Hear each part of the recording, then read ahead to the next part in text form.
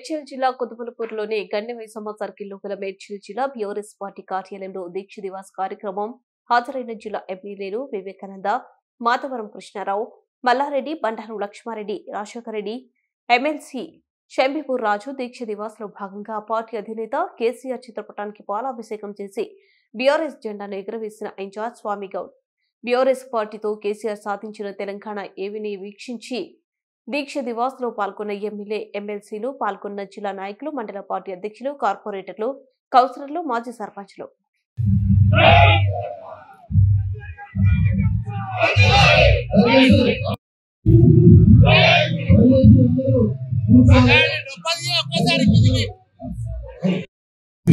తెలంగాణ ప్రజల అభిష్టాన్ని పట్టించుకొని మొదటి ఎస్ఆర్సీ సూచనల్ని బేఖాతం చేసింది. రాజకీయ మాయోపాయాలు వైరవీలతో 1956లో తెలంగాణ సీమాంధ్రతో కలిపి ఏర్పాటై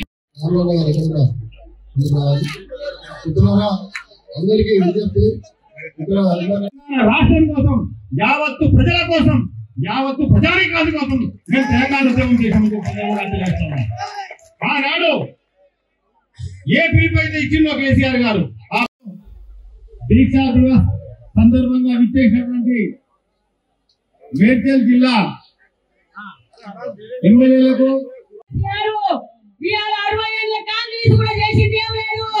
మన చంద్రశేఖర్ కల్వకుంట్ల ముఖ్యమంత్రి గారికి తెలంగాణ దేవాలని చెప్పి ఆయనకి ఎట్లా వచ్చిందో ఆలోచన. ఇంత భక్త గుడిన దేవుడు కేసీఆర్ కి తెలంగాణ అన్నారు. కానీ తెలంగాణ కొరకు కొట్లాడిండు, ఊపిరి పట్టిండు, నీళ్లు రాగలే, ఉద్యమాలు చేసిండు, గుట్టలలో కనపడకుండా సారు కేసీఆర్ హాస్పిటల్ పోయిండు. ఇవాళ ఒక్కడిగా ఇళ్ళకి వెళ్ళిండు, వందలుగా బయలుదేరిండ్రు, లక్షలు 4 కోట్ల మందికి ఇవాళ కేసీఆర్ తెలంగాణ ఉద్యమం చేసి కొట్లాడి సాగు నోట్ల తలబెట్టి తెచ్చిండు కేసీఆర్. ఇవాళ ఘనత ఎవరికి?